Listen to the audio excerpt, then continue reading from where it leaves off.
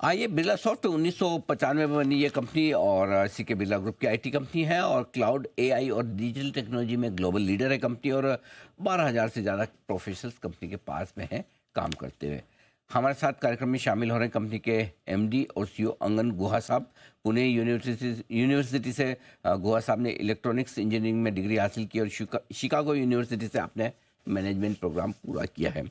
नतीजा आए हैं कल बाजार बंद होने के बाद, आपके सामने रख दूं। आय 0.5% घटी है। डॉलर रेवेन्यू में आय करीबन करीबन 0.2% घटी है, 1.5% घटी है।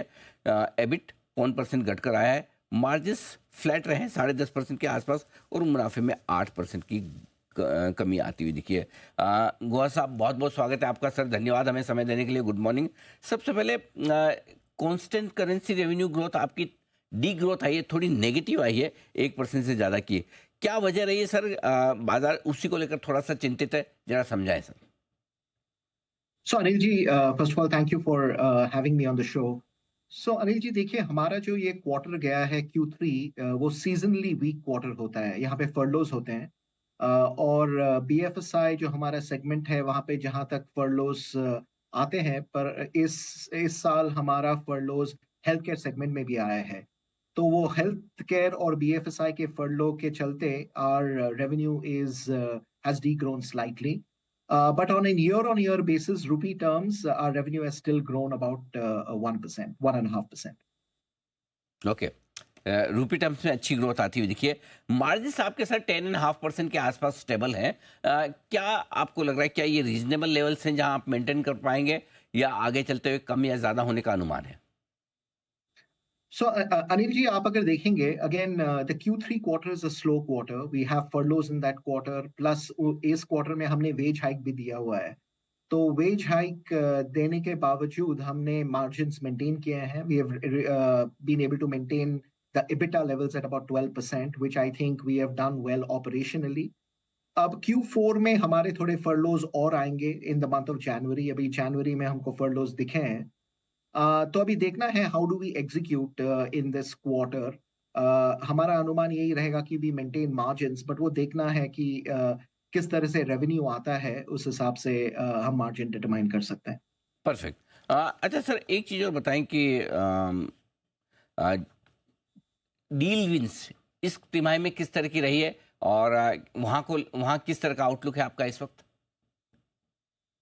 सो अनिल जी, आपको याद होगा लास्ट टाइम जब भी हमने बात किया था, and we had said that our H2 deal wins will be better than our H1 deal wins. तो अगर आप Q3 में देखेंगे, our Q3 deal wins have been very strong. In fact ये साल में पिछले 4 क्वार्टर में अगर आप देखेंगे तो our Q3 deals was probably the highest. We delivered about $226 million worth of TCV wins. So that was a good uptick in deal wins. हमारा जितना भी रिन्यूअल्स होता है वो ये क्वार्टर में होता है, तो उस हिसाब से काफी रिन्यूअल्स भी हुए हैं और न्यू डील्स भी हम जीते हैं.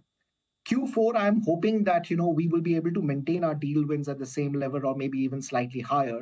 But it will all depend upon a couple of new deals that we are working on. If we can close those deals, then Q4 also will look very strong from a deal signing standpoint. Okay, चलिए, ये बहुत अच्छी बात है। Deal wins काफ़ी मजबूत दिख रही है आगे के लिए भी। सर, किस तरह की हायरिंग आप देख रहे हैं अगले फाइनेंशियल ईयर के लिए, फ्रेशर्स और साथ ही लेटरल हायरिंग दोनों में?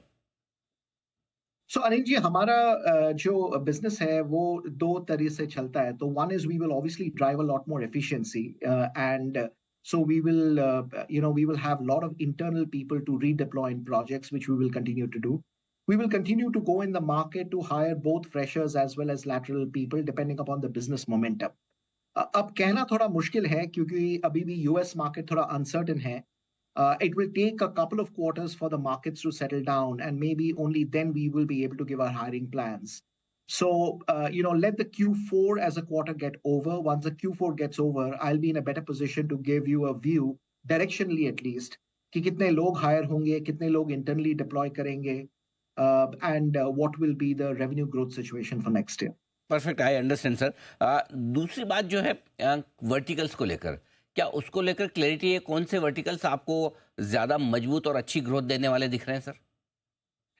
मेरे हिसाब से BFSI will continue to grow. I mean, you may have 1 or 2 quarters of little bit of headwinds in BFSI, but by and large, if you see the last 3 years, BFSI has shown great growth. I think BFSI will continue to show good growth even next year. I also feel energy utilities, which is back to growth, will continue to drive a lot of momentum. We will probably have a little bit of headwind in manufacturing, and our healthcare business, which for the last 4 quarters has not done too well. I feel 2 more quarters of pain will be there in that segment. But I'm confident that both manufacturing and also healthcare in a couple of quarters will get back to growth. ये आपके लिए outlook है। गुहा sir, बहुत बहुत धन्यवाद sir, आपका समय दिया आपने और विस्तार से नतीजों पर बातचीत की, और आपको आने वाले चौथी तिमाही के लिए बहुत बहुत शुभकामनाएं। उम्मीद करें इससे भी और बेहतर परफॉर्मेंस कंपनी की देखने को मिलेगी। Thank you.